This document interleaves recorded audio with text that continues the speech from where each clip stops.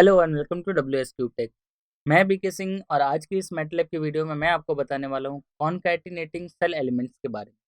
तो यानी कि अगर हमारे पास सेल हो या फिर सेल एलिमेंट हो, उसको हम कॉनकैटिनेट कैसे कर सकते हैं। यानी कॉनकैटिनेट का मतलब हम उसको कंबाइन कैसे कर सकते हैं एक साथ, आइदर रो वाइज और कॉलम वाइज। तो हम देखेंगे इस वीडियो के अंदर कॉनकैटिनेटिंग सेल एलिमेंट। तो सपोज उसके लिए हमारे पास पहले सेल एलिमेंट्स होने चाहिए। तो सेल एलिमेंट्स क्रिएट करने के लिए चलिए मैं वेरिएबल ले लेता हूँ C1 C2 C3। उसके पहले हम यहाँ पे फाइल के अंदर क्लियर ऑल, क्लोज ऑल और CLC फंक्शन का यूज़ ले लेंगे, ताकि हम जब प्रोग्राम को रन करें तो रन करने पे हमारा जो कमांड विंडो हो उसके अंदर सारे स्क्रीन हो वो क्लियर हो, जो वेरिएबल्स हो यहाँ वर्क स्पेस के अंदर वो क्लियर हो जाए, और अगर कोई फाइल्स ओपन हो वो क्लोज हो जाए। तो चलिए मैं यहाँ पे स्क्रिप्ट फाइल के अंदर ही मैं सबसे पहले ले लेता हूँ जो वेरिएबल, वो लेता हूँ C1। और इसके अंदर मैं सेल एलिमेंट असाइन कर रहा हूँ। तो आपको पता होना चाहिए कि सेल एलिमेंट असाइन करने के लिए हम कर्ली ब्रेसेस का यूज़ करते हैं। तो कर्ली ब्रेसेस यूज़ करेंगे तभी हमारे पास सेल एलिमेंट क्रिएट होगा, अदरवाइज वो नॉर्मल मैट्रिक्स एलिमेंट क्रिएट हो जाएगा रो एंड कॉलम वाइज। तो चलिए मैं यहाँ पे सेल एलिमेंट के लिए कर्ली ब्रेसेस का यूज़ करता हूँ, और ये कर्ली ब्रेसेस यूज़ करने से हमें ये पता चल जाए कि C1 क्या है, सेल एलिमेंट है। तो इसके अंदर मैं वैल्यू असाइन कर देता हूँ 1 2 एंड 3। जो ध्यान रखिए या तो कॉमा लगा सकते हैं या स्पेस दे सकते हैं, तो मैंने यहाँ पे कॉमा लगाया है। और वैसे ही C2 के अंदर मैं लेता हूँ, तो C2 के अंदर कुछ सेल एलिमेंट इस टाइप से ले लेता हूँ जो हमारे पास डिफरेंट डाटा टाइप्स के हों। तो मैं यहाँ पे A ले रहा हूँ, और यहाँ पे मैं ले रहा हूँ B, और यहाँ पे मैं ले ले रहा हूँ C। तो ये हमारे पास देखिएगा कि ये कैरेक्टर टाइप है, सिंगल कोट के अंदर इसको मेंशन किया है, लेकिन ये है हमारे कर्ली ब्रेसेस के अंदर है। और यहाँ पे मैं एलिमेंट सेम ही रखा हूँ दोनों वेरिएबल्स के अंदर। चलो तीसरा वेरिएबल ले लेते हैं। तीसरे वेरिएबल के अंदर भी हम क्या करेंगे कि सेम साइज का एलिमेंट ले लेते हैं। तो चलिए इसके अंदर मैं वैल्यूज ले लेता हूँ 5 10 एंड 15, और इसको मैं क्लोज कर देता हूँ। तो क्लोज करने के बाद हमारे पास देखिए C1 C2 C3 तीन वेरिएबल आ गए, जिसके अंदर हमने C1 के अंदर 1 2 3 वैल्यूज ली हैं, और C2 के अंदर हमने टेक्स्ट लिया हुआ है कुछ, और C3 के अंदर हमने वेरिएबल्स की वैल्यू वापस ली हुई। तो चलिए इसको एक बार सिर्फ रन करके देखते हैं। तो रन करेंगे तो हमारा प्रोग्राम अभी तक सही है, और इसके अंदर आप सेल एलिमेंट देख सकते हैं कि ये कर्ली ब्रेसेस के अंदर C1 C2 C3 यहाँ पे डिस्प्ले हो रहा है। इसका मतलब ये सेल है। आप वैल्यू भी चेक कर सकते हैं, तो वैल्यू 1 क्रॉस 3 सेल में रिप्रेजेंटेड है। तो यानी कि हमारे पास 1 रो एंड 3 कॉलम के अंदर सारी वैल्यूज रिप्रेजेंटेड है। आपको देखना है तो आप सिंपली यहाँ पे C1 एंटर कर सकते हैं कमांड विंडो के ऊपर। तो C1 के अंदर जो सेल एलिमेंट है वो आपको शो हो जाएगा। सिमिलरली C2 के अंदर सेल एलिमेंट की वैल्यूज को देखना चाहते हैं तो आप एंटर करें C2, तो आपके अंदर दिख जाएगा A B and C। Similarly C3 के अंदर भी आप चेक कर सकते हैं, दैट इज 5 10 एंड 15। अब आता है बात कि हम इसको कॉन्कैटिनेट कैसे करें। तो कॉन्कैटिनेट करने का मतलब हम इन तीनों को एक साथ कंबाइन करना चाहते हैं। तो एक साथ कंबाइन करने के लिए सपोज मैं यहाँ पे रो वाइज कंबाइन करना चाहता हूँ, तो इसके लिए मैं दूसरा वेरिएबल लेता हूँ C4, जिसके अंदर मैं C1 C2 और C3 तीनों को कंबाइन करूंगा। तो कंबाइन करने के लिए हम स्क्वायर ब्रैकेट का यूज़ करेंगे, और यहाँ पे C1 space C2 space C3 लिख देंगे। तो ये हमारे पास C4 के अंदर आएगा। ये पूरा का पूरा कॉन्केटिनेट होकर आ जाएगा C1 C2 और C3 के अंदर जो वैल्यूज हैं। तो चलिए मैं इसको रन करता हूँ। तो जैसे ही रन किया, यहाँ पे देख सकते हैं आप, जो पहला एलिमेंट है C1 दैट इज 1 2 3 यहाँ शो हो गया। उसके बाद C2 के element A B C and C3 के एलिमेंट 5 10 एंड 15।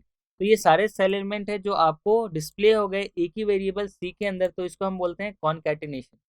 अब इसके अंदर हमने कॉन्केटिनेट तो कर दिया स्क्वायर ब्रैकेट का यूज करके, तो ये हमारे पास आ गया। देखेंगे तो जो इसकी साइज है वो तीनों के साइज को ऐड करके आ गई, यानी कि जो C4 आया है उसके अंदर 1 रोज एंड 9 कॉलम्स आए हैं। तो ये 1 रोज है और ये 9 कॉलम्स के अंदर हमारे सारे वेरिएबल्स आ गए जो सेल एलिमेंट में रखे हुए हैं।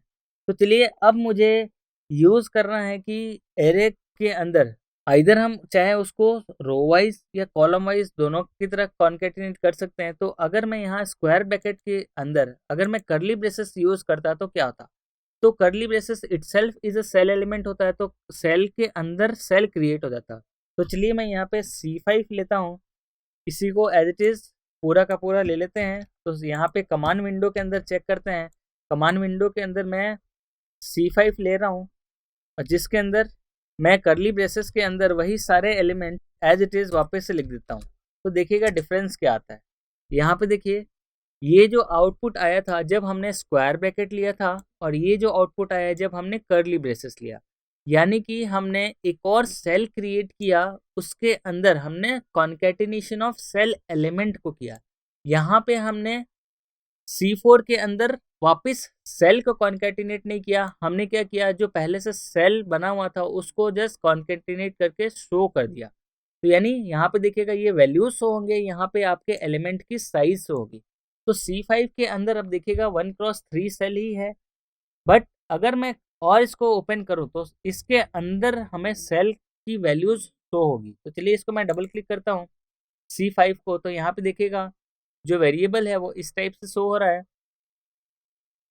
यहाँ पे देखिए C5 के अंदर 1x3 एलिमेंट, अब इसके अंदर मैं क्लिक करता हूँ तो आपको शो होगा ये सारे के सारे एलिमेंट।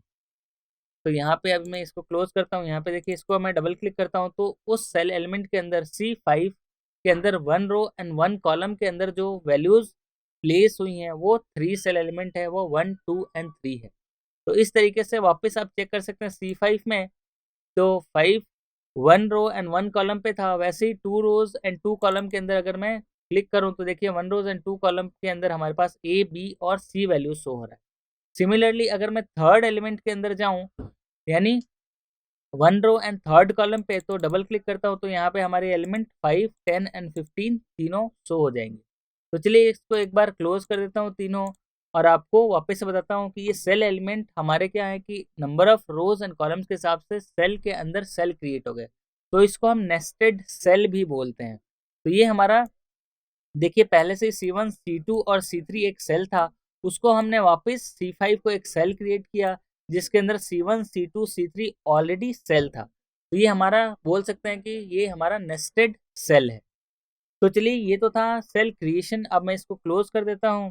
अब इसके अंदर हम कॉन्केटिनेट कर लिया हमने सेल एलिमेंट के अंदर सेल एलिमेंट, और उसको एग्जांपल के थ्रू भी देख लिया। अब हम इसके अंदर क्या करेंगे कि रो वाइज कॉन्केटिनेट करते हैं। अभी तक तो हमने क्या किया कि कॉलम वाइज किया था, तो रो वाइज कॉन्केटिनेट करने के लिए हमारे पास नंबर ऑफ कॉलम्स होने चाहिए, वो सेम होने चाहिए। तो हमने यहाँ पे नंबर ऑफ कॉलम्स सेम लिए हैं, तीनों के अंदर C1, C2 और C3 के अंदर नंबर ऑफ कॉलम्स हमारे पास 3 है।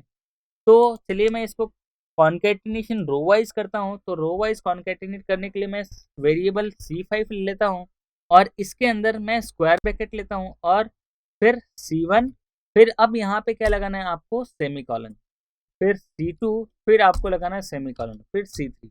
सेमीकोलन लगाने का मतलब ये है कि आपका नेक्स्ट रो में आ जाएगा, और ये हमारे पास नेक्स्ट रो, तो यहाँ पे 3 रो में कॉन्केटिनेशन होगा जहाँ पे नंबर ऑफ कॉलम्स सेम है। तो चलिए मैं इसको एक बार रन करता हूँ।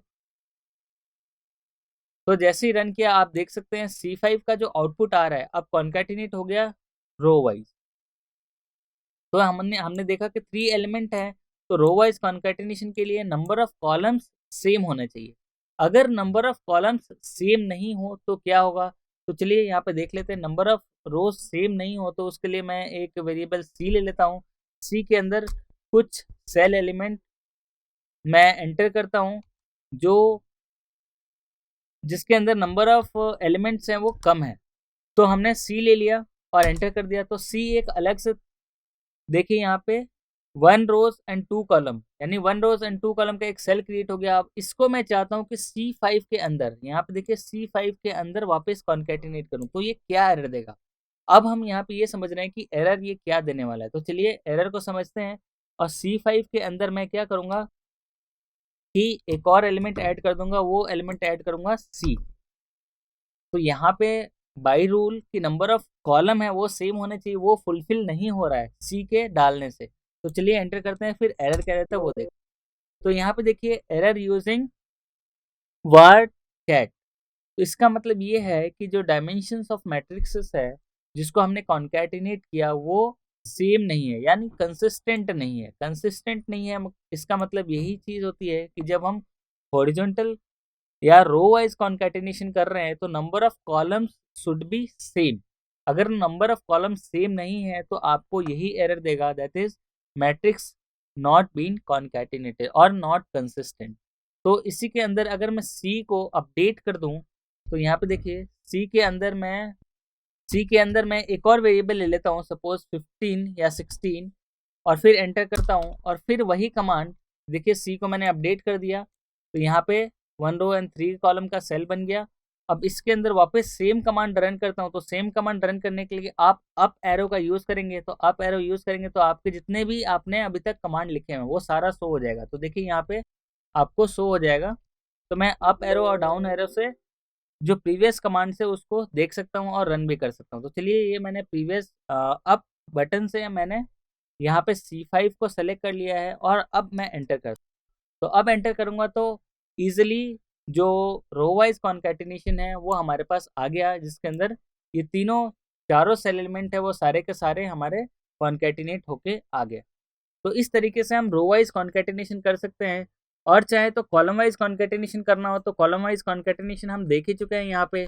इसके अंदर कॉलम वाइज कॉन्कैटिनेशन के अंदर हम सिंपल सा जो वैल्यूज हैं उसको स्पेस देके हम असाइन कर सकते हैं, तो ये हम ऑलरेडी कर चुके हैं। यहाँ पे देखिए C1 C2 और C3 ऐड करके, आप चाहे तो और ले सकते हैं इसके अंदर, तो जस्ट अप एरो लिया और उसके अंदर C4 जो वेरिएबल है, आप C4 वेरिएबल को वापस से रन कर सकते हैं।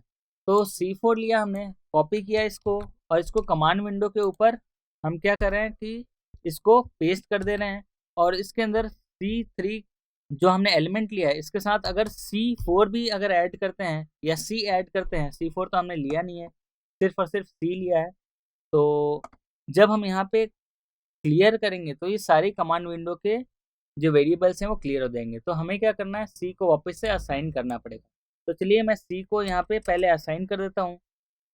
तो C के अंदर अगर मैं सिर्फ और सिर्फ एक सेल एलिमेंट लेता हूँ, सपोज 2 या 20 ले लेते हैं, और इसको मैं एंटर करता हूं तो हमारे पास C के अंदर सिर्फ 20 एलिमेंट आए, और अब मैं C4 असाइन कर रहा हूं जिसके अंदर हमारे पास कॉन्कैटिनेशन होगा कॉलम वाइज। तो चलिए कॉन्कैटिनेशन कॉलम वाइज करने के लिए C4 इक्वल्स टू, अब हम यहाँ पे ले रहे हैं C1, यहाँ पे ध्यान दीजिए मैं यहाँ पे स्क्वायर ब्रैकेट ले रहा हूँ, फिर C2 C3 और मैं C लगा देता हूँ और फिर एंटर करता हूँ। तो यहाँ पे देखिए ये कॉलम वाइज कॉन्कैटिनेशन हो गया क्योंकि सारे कॉलम्स ऐड हो गए। तो इसके अंदर जो साइज मैटर करता है कि आप कौन सा एलिमेंट है, वो आपका नंबर ऑफ कॉलम्स जरूरी नहीं कि सेम हो, आपका नंबर ऑफ रोज सेम होना चाहिए, यानी नंबर ऑफ रोज एक है तो एक ही होना चाहिए। यहाँ नंबर ऑफ रोज 2 कर दूं तो सेम एरर देगा।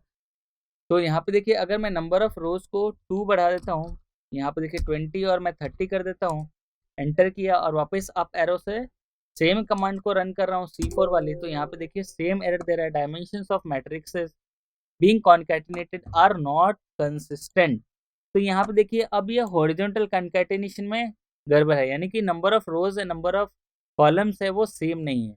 तो नंबर ऑफ रोज इसके अंदर क्या है, C के अंदर ज़्यादा है तो ये एरर दे रहा है। तो आपको आइडेंटिफाई कर लेना चाहिए कि हॉर्ज कैट का मतलब होता है कि आपके नंबर ऑफ रोज हैं वो मिसमैच हो रहे हैं।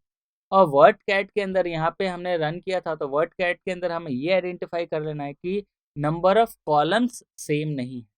तो ये डिफरेंस होता है हॉरिजॉन्टल कॉन्कैटिनेशन और वर्टिकल कॉन्कैटिनेशन।